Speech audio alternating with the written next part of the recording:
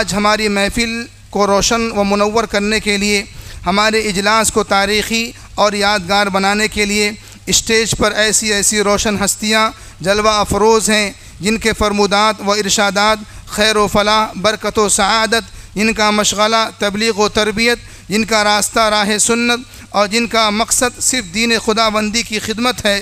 تو لیجئے انہی میں سے ایک ایسی شخصیت کو میں بڑے ادب و احترام کے ساتھ دعوت اسٹیج دیتا ہوں، دعوت خطابت دیتا ہوں۔ میری مراد فضیلت الشیخ رضا اللہ سلفی حفظہ اللہ سے ہے۔ میں شیخ کو اس شعر کے ساتھ دعوت سخن دیتا ہوں۔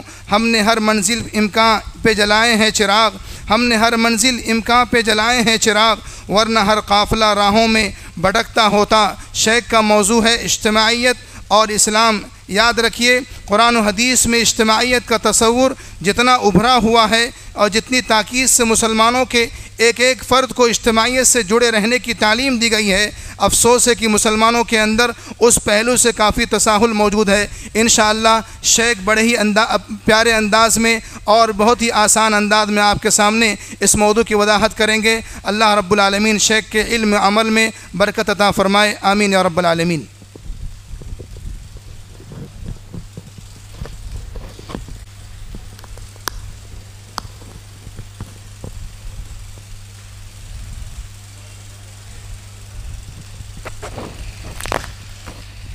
السلام علیکم ورحمۃ اللہ وبرکاتہ۔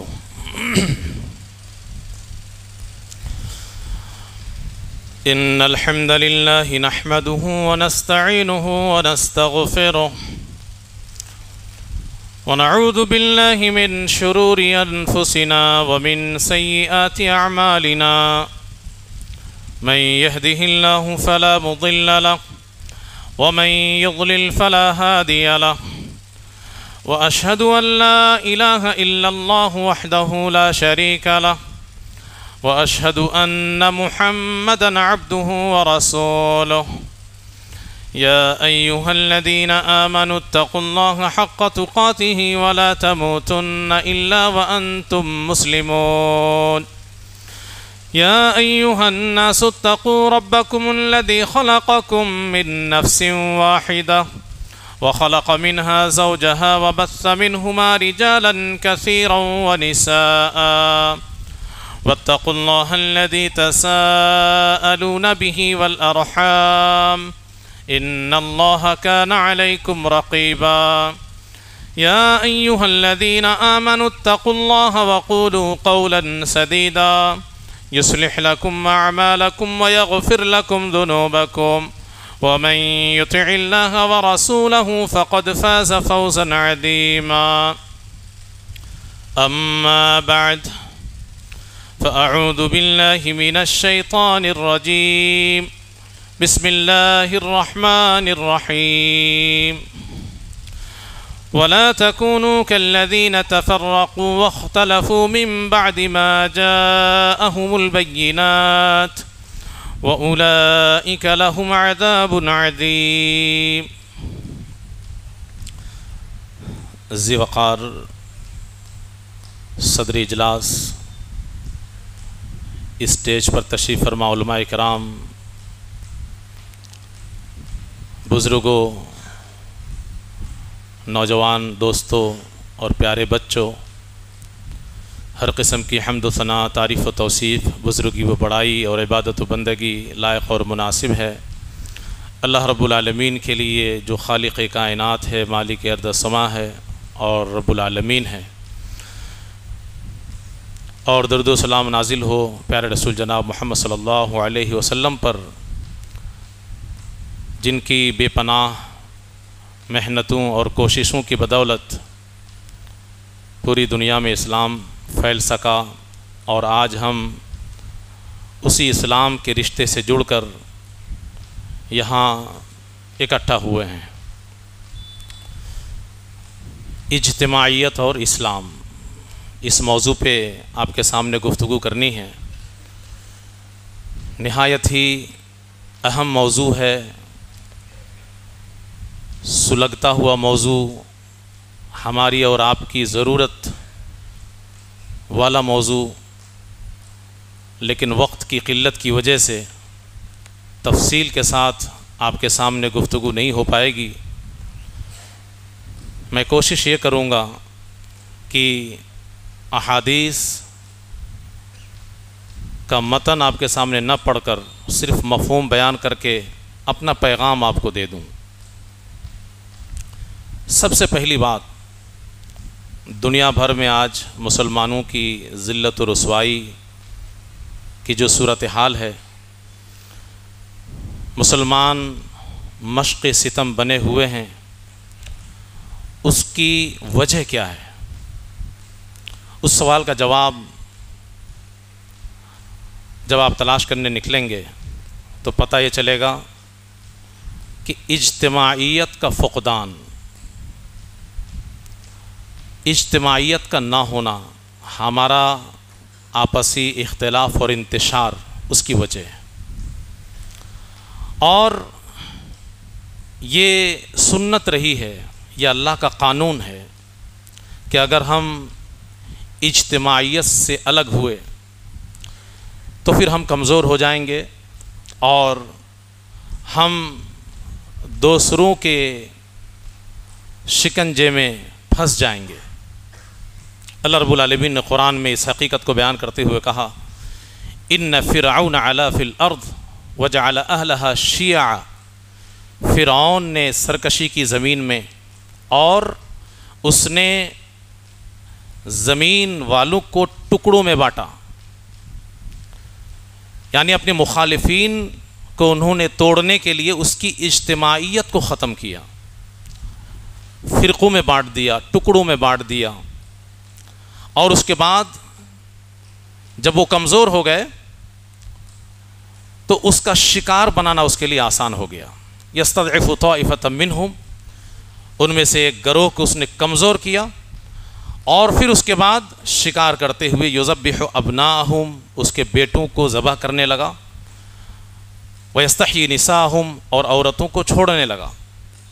تو یہ اللہ رب العالمین نے ہمیں اور آپ کو فارمولہ بتا دیا کہ اگر آپ ٹکڑے میں بٹ جائیں گے، کمزور ہو جائیں گے، اور آپ کا دشمن آسانی کے ساتھ آپ کو اپنا نوالا بنا لے گا، جیسا کہ ہم مسلمان دشمنوں کا نوالا بن رہے ہیں۔ اب اس سے بچنے کے سلسلے میں ہمیں کیا کرنا پڑے گا، اور یہ کتنی خطرناک چیز ہے، یہ اللہ رب العالمین نے دوسرے لفظوں میں اس کو بیان کیا، آگاہ کیا کہ یہ نہایت ہی خطرناک چیز ہے، اس سے بچے رہو۔ وَلَا تَكُونُوا كَالَّذِينَ تَفَرَّقُوا، ان لوگوں کی طرح مت ہو جاؤ جو ٹکڑے ٹکڑے میں بٹے، فرقوں میں بٹے۔ وَاخْتَلَفُوا مِن بَعْدِ مَا جَاءَهُمُ الْبَيِّنَاتُ، اور فرقوں میں کب بٹتے ہیں؟ جب واضح دلیل کے بعد بھی اختلاف کرتے ہیں۔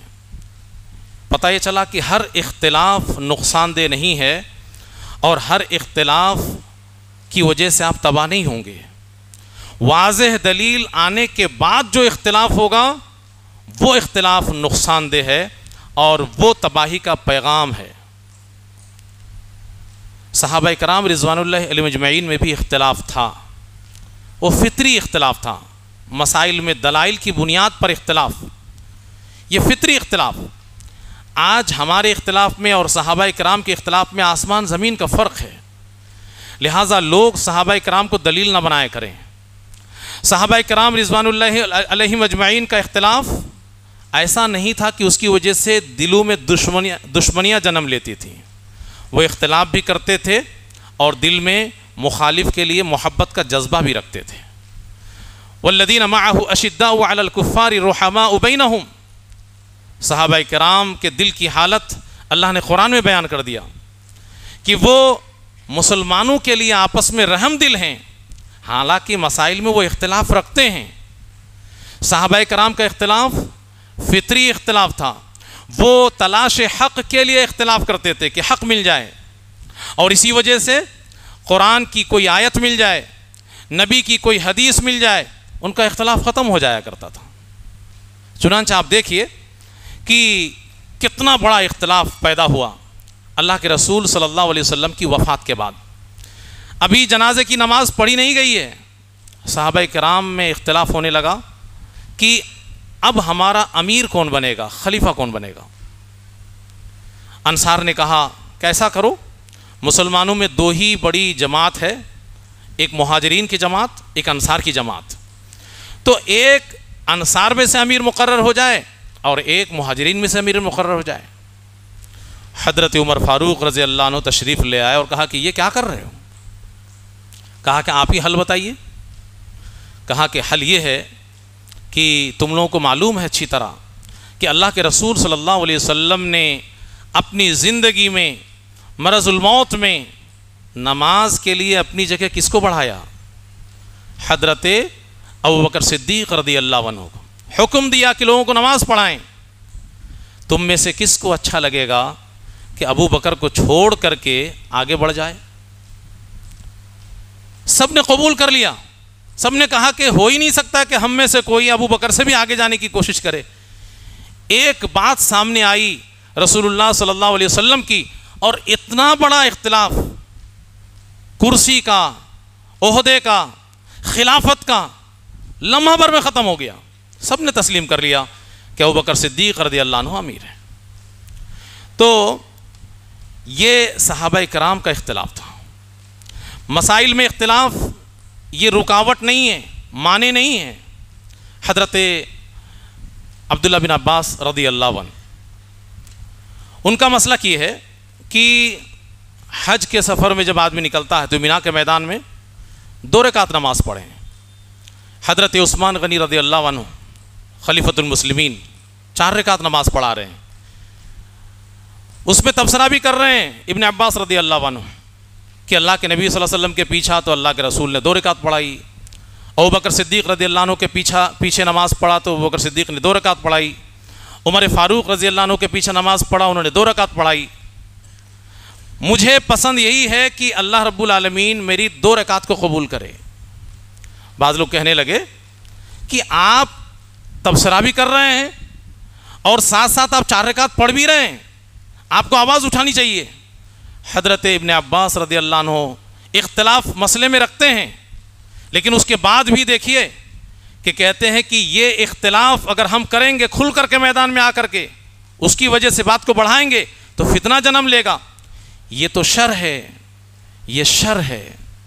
یہ دیکھیے صحابہ کرام رضوان اللہ علیہم اجمعین کا جذبہ آپ نے محسوس کیا اور دیکھا۔ اسی طریقے سے آپ حضرت عمر فاروق رضی اللہ عنہ کے دور میں ان کا ایک حکم سنیں، اور ان کے ماتحت میں جو انسان ہے ان کی خیر خواہی کا آپ جذبہ دیکھیں۔ یہ سب ہمارے لیے نمونہ ہے۔ حضرت خالد بن ولید رضی اللہ عنہ جس طرف چل پڑتے تھے علاقے کے علاقہ فتح ہوتے چلے جاتے تھے۔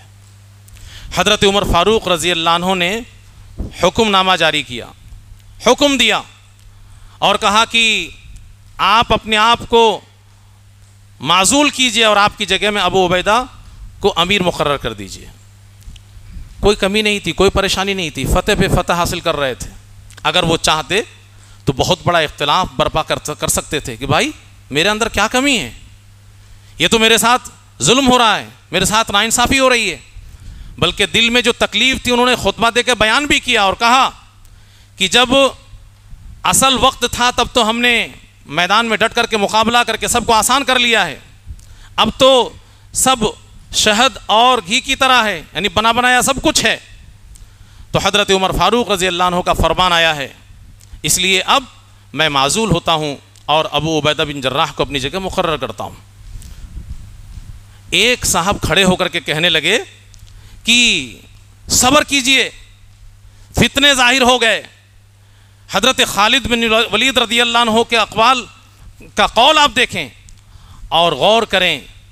کہتے ہیں واللہ، اللہ کی قسم، ابن الخطاب حی فلا، حضرت عمر فاروق رضی اللہ عنہ زندہ ہیں اور فتنے جنم لے لے، ایسا نہیں ہو سکتا۔ یعنی میں نے اپنے دل کا دکھ درد بیان کیا، اس کا مطلب یہ نہیں کہ میں کسی بھی طریقے سے کسی فتنے کا جنم دینے والا بن جاؤں، ہرگز نہیں۔ یہ اجتماعیت کے خلاف ہے، اور اجتماعیت کا تقاضا ہے کہ خلیفۃ المسلمین نے جو حکم جاری کیا ہے اس کو عمل میں لایا جائے۔ اسی طریقے سے اختلاف کے سلسلے میں آپ محسوس کریں، اچھا اختلاف کے سلسلے میں آپ محسوس کریں کہ ماتحت لوگوں کی کتنی بڑی ذمہ داری ہوتی ہے۔ حضرت علی رضی اللہ عنہ، ایک شخص نے سوال کر دیا اور کہا کہ حضرت ابوبکر صدیق رضی اللہ عنہ کا زمانہ بڑا اچھا تھا، اس میں مسائل نہیں تھے۔ حضرت عمر فاروق رضی اللہ عنہ کا زمانہ بڑا اچھا تھا، اس میں مسائل نہیں تھے، لیکن آپ کے دور میں اس طریقے کا معاملہ نہیں ہے۔ یعنی وہ دبے لفظوں میں یہ کہنا چاہ رہے تھے کہ جو مختلف قسم کے مسائل دکھ رہے ہیں، جو فتنے نظر آ رہے ہیں، کہیں نہ کہیں آپ کا بھی اس میں ہاتھ ہے، آپ کی صلاحیت کی کمی ہے اور آپ کی قیادت کی کمزوری ہے وغیرہ وغیرہ۔ حضرت علی رضی اللہ عنہ نے کیا جواب دیا اس کو؟ کہا کہ دیکھو، حضرت ابوبکر صدیق رضی اللہ عنہ اور حضرت عمر فاروق رضی اللہ عنہ کی ماتحتی میں رہنے والے لوگ ہم جیسے لوگ تھے۔ ان کا دور اتنا اچھا تھا، اس کی وجہ یہ ہے کہ ان کے ماتحت میں رہنے والے لوگ ہم لوگ اچھے تھے، اور میرے دور کی جو بات تم کر رہے ہو اس میں جو مسائل ہیں اس کی وجہ یہ ہے کہ تم جیسے لوگ میری ماتحتی میں ہو۔ تو عوام کا، ماتحت لوگوں کا بہت بڑا کردار ہوتا ہے۔ آپ اجتماعیت کو باقی رکھیں، اس کو پارا پارا ہونے سے بچائیں، کہیں سے بھی اس کے اوپر کوئی حملہ نہ ہونے دیں۔ اس سلسلے میں اجتماعیت کی تعلیم جو اسلام نے دی ہے، ایک حدیث اس کا مفہوم آپ کے سامنے میں رکھ رہا ہوں کہ اللہ کے رسول صلی اللہ علیہ وسلم نے ایک لکیر کھینچی اور اس لکیر کے دائیں جانب بھی 2 لکیر کھینچی اور بائیں جانب بھی 2 لکیریں کھینچی، اور اس کے بعد اللہ کے رسول صلی اللہ علیہ وسلم نے بیچ والی لکیر پہ ہاتھ رکھ کر کے کہا ھذا سبیل اللہ، یہ اللہ کا راستہ ہے، ایک ہی راستہ ہے، یہی اللہ کا جو سیدھا والا راستہ ہے وہی راستہ ہے۔ جو دائیں والی لکیریں ہیں، جو بائیں والی لکیریں ہیں، اس پہ آپ نے ہاتھ نہیں رکھا۔ پھر قرآن کی ایک آیت پڑھی، ان ھذا صراطی مستقیما، یہ بیچ والا سیدھا راستہ یہی میرا راستہ ہے، فاتبعوہ، مسلمانوں اس سیدھے راستے پہ چلو، دوسرے راستے کی طرف مت جانا، راستے مت نکالنا۔ مسائل میں اختلاف ہے، ہوا کرے ایک حد تک، جس مسئلے میں جو آپ اختلاف رکھتے ہیں دلائل کی بنیاد پر، کوئی دقت نہیں ہے، لیکن اس کے بعد بھی آپ اپنی پارٹی الگ نہیں بنائیں گے، صرف اور صرف مسلمان کی ایک ہی جماعت ہوگی، یہی ایک راستہ اللہ کا راستہ ہے۔ فاتبعوہ، صرف اسی راستے پہ چلنا ہے، کٹنا نہیں ہے۔ ولا تتبعوا السبل، دائیں والے بائیں والے راستوں کے پیچھے نہیں چلنا ہے، اگر دائیں اور بائیں چلو گے تو جنت چھوٹ جائے گی۔ فتفرق بکم عن سبیلی، جو اللہ کا راستہ ہے، جو صراط مستقیم ہے، جو جنت تک جانے والا راستہ ہے، وہ چھوٹ جائے گا، پھر تم کہیں کہ کہیں چلے جاؤ گے۔ اسلام اور اجتماعیت، یعنی اسلام میں اجتماعیت کی کیا پوزیشن ہے، کیا مقام ہے اور کیا اہمیت ہے، اس کو ہم آج واضح کرنے کے لیے آپ کے سامنے آئے ہیں۔ آپ کو حیرت ہوگی، مطلب آپ کو یقین نہیں ہوگا کہ مسلمان آج فرقوں میں بٹا ہوا ہے۔ اسلام میں اجتماعیت کو جس پوزیشن میں رکھا گیا ہے، اس پوزیشن کو دیکھتے ہوئے آپ کو بڑی حیرت ہوگی کہ مسلمان اجتماعیت سے ہٹ کر کے مختلف گروہوں اور ٹولیوں میں بٹا ہوا، ایسا کیسے ہو سکتا ہے؟ کیونکہ اسلام میں قومی زندگی کا نام ہی اجتماع ہے۔ آپ اپنی ذاتی زندگی سے ہٹ کر کے جیسے ہی باہر نکلتے ہیں بس اجتماعیت میں آ جاتے ہیں، آپ الگ ہو ہی نہیں سکتے۔ صرف موٹی موٹی کچھ باتوں کے اور آپ دھیان دیں۔ آپ بھئی، اسلام کی بنیاد 5 چیزوں پر ہے۔ اسلام کی بنیاد 5 چیزوں پر، جن میں سے پہلی چیز زبان سے کہنے کے بعد آپ اسلام میں داخلہ لیتے ہیں، اور پھر توحید آپ کے دل میں ہے۔ باہر آپ کی توحید ہے نہیں ہے ہم نہیں کہہ سکتے، توحید کا معاملہ دل سے۔ اس کے بعد 4 جو چیزیں ہیں اس کا تعلق ظاہر سے ہے، باہر کرنا پڑتا ہے۔ نماز پڑھیں گے آپ، روزہ رکھیں گے، زکوٰۃ دیں گے، بیت اللہ کا حج کریں گے، ان عبادتوں کے اوپر آپ غور کریں۔ سب سے بڑی عبادت کیا ہے بھائی؟ دعا۔ سب سے بڑی عبادت دعا ہے۔ دعا کو عبادت کا مغز کہا گیا ہے، بلکہ بعض احادیث میں کہا گیا کہ دعا ہی عبادت ہے۔ اصل میں دعا ہی عبادت ہے، کوئی بھی عبادت ایسی نہیں ہے کہ جو دعا سے خالی ہو۔ تو دعا سب سے بڑی عبادت ہے. اور سب سے بڑی دعا کیا ہے؟ دعا سب سے بڑی عبادت. اور سب سے بڑی دعا کیا ہے؟ ہدایت کی دعا. اللہ رب العالمین نے ہر نماز میں ہمیں ہدایت کی دعا کرنے کے لیے کہا. آپ سوچئے کہ سب سے بڑی عبادت اور سب سے بڑی دعا جب ہم اپنی نماز میں اکیلے ہوتے ہیں تب بھی کس طریقے سے اس کو کرتے ہیں. اہدنا الصراط المستقیم، اے اللہ ہمیں سیدھے راستے پہ چلا، سیدھے راستے کی رہنمائی کر دے.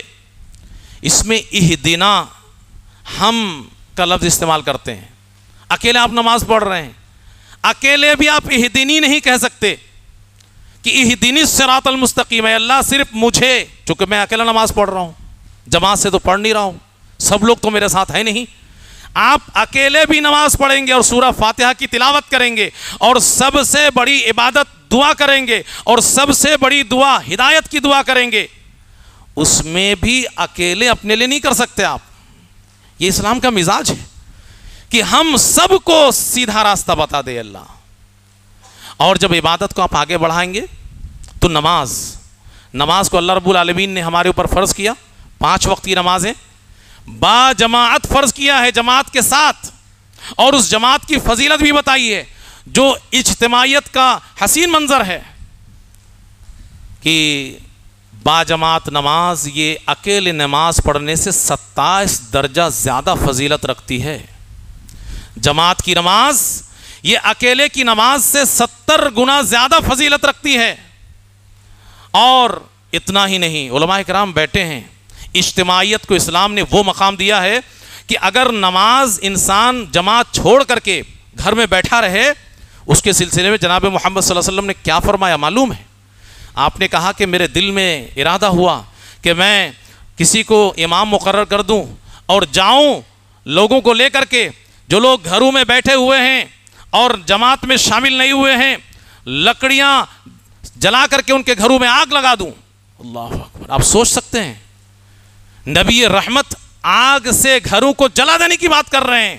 جس گھر میں عورتیں اور بچے بھی ہوں گے جن کے لیے جماعت فرض نہیں ہے، اتنی سخت بات آپ نے کہی ہے صرف اجتماعیت کی خاطر.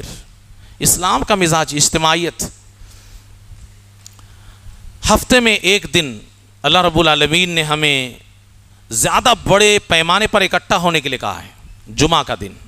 قرآن میں اللہ رب العالمین نے اس دن خاص طور پہ جمعہ کے وقت میں خرید و فروخت کو بھی حرام قرار دے دیا.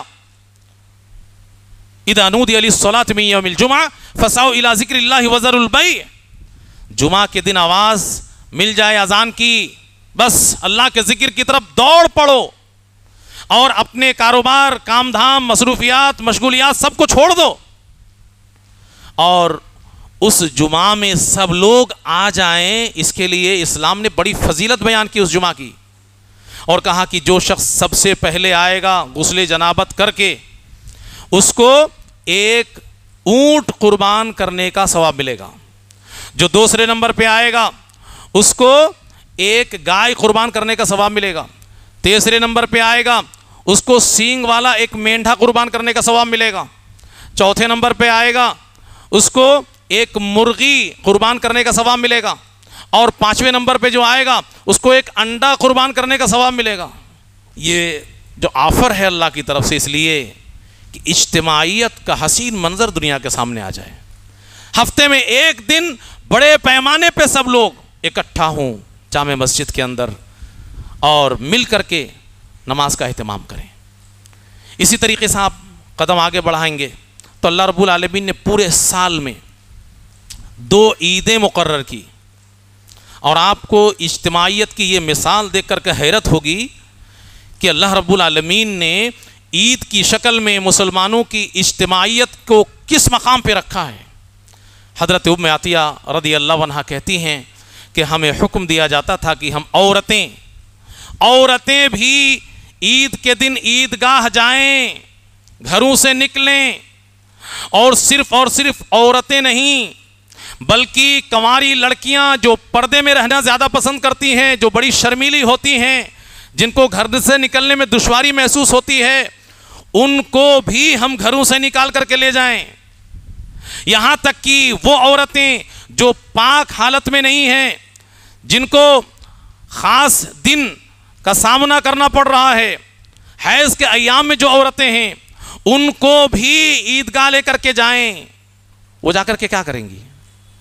حیض کی عورتیں عیدگاہ جا کر کے کیا کریں گی؟ نماز پڑھیں گی؟ نہیں۔ فَيَكُنَّ خَلْفَ النَّاسِ، وہ لوگوں کے پیچھے کھڑی رہیں گی، نماز نہیں پڑھیں گی۔ وہ کم از کم اس دن کی برکت کی امید تو کریں گی، اس کی پاکی کی امید تو کریں گی، اور وہ دعاؤں میں شامل تو ہوں گی، نماز نہیں پڑھیں گی۔ بتائیے اسلام میں اجتماعیت کا کیا مقام اور مرتبہ ہے۔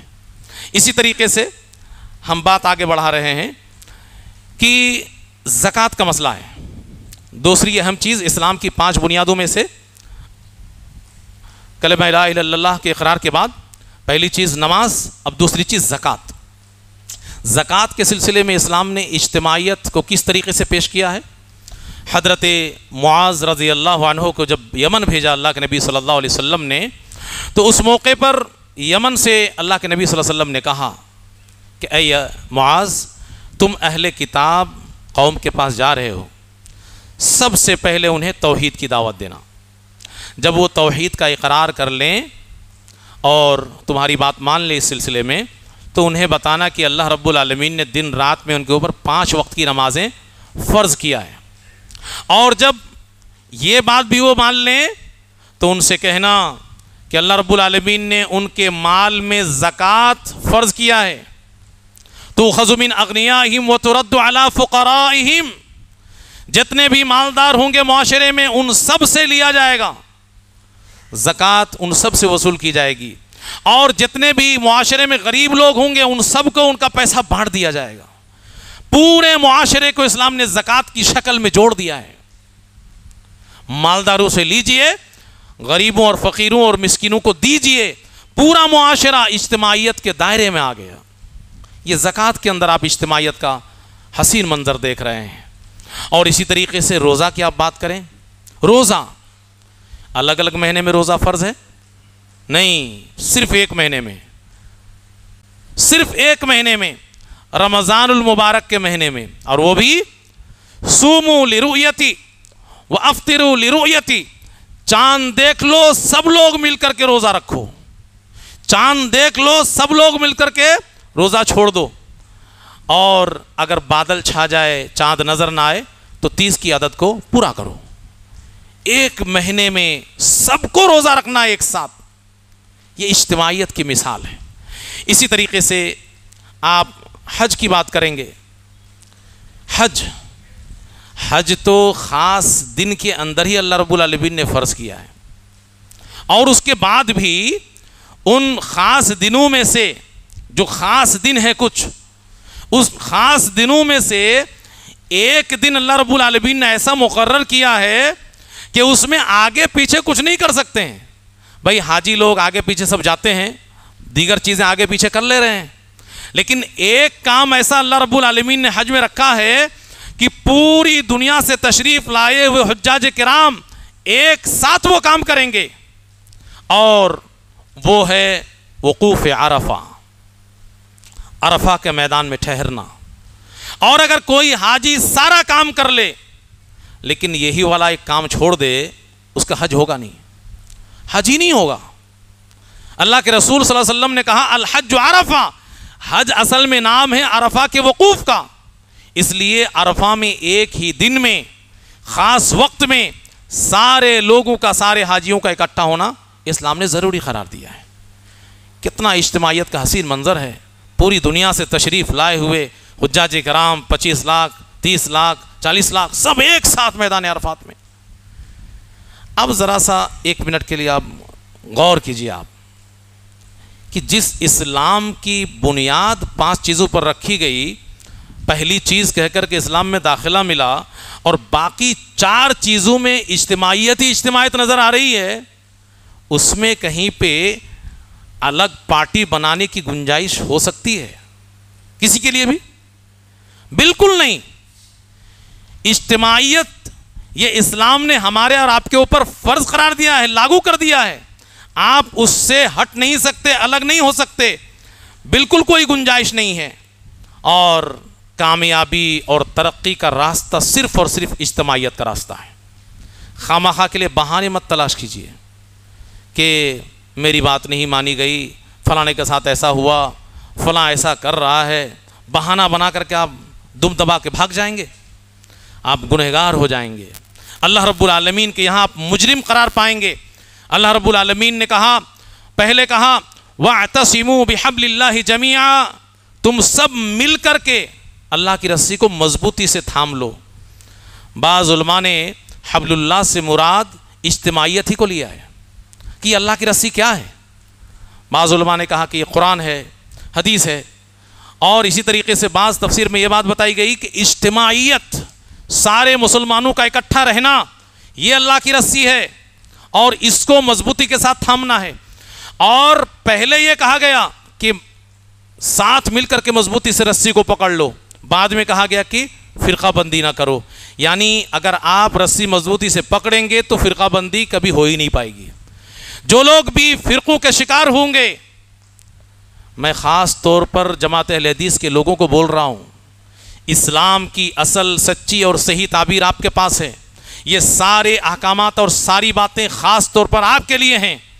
کوئی بھی ہمارا بھائی کسی بھی چیز کو بہانہ بنا کر کے اگر الگ ٹولی بناتا ہے تو یاد رکھے کہ وہ اللہ کی رسی کو مضبوطی سے نہیں پکڑ رہا ہے۔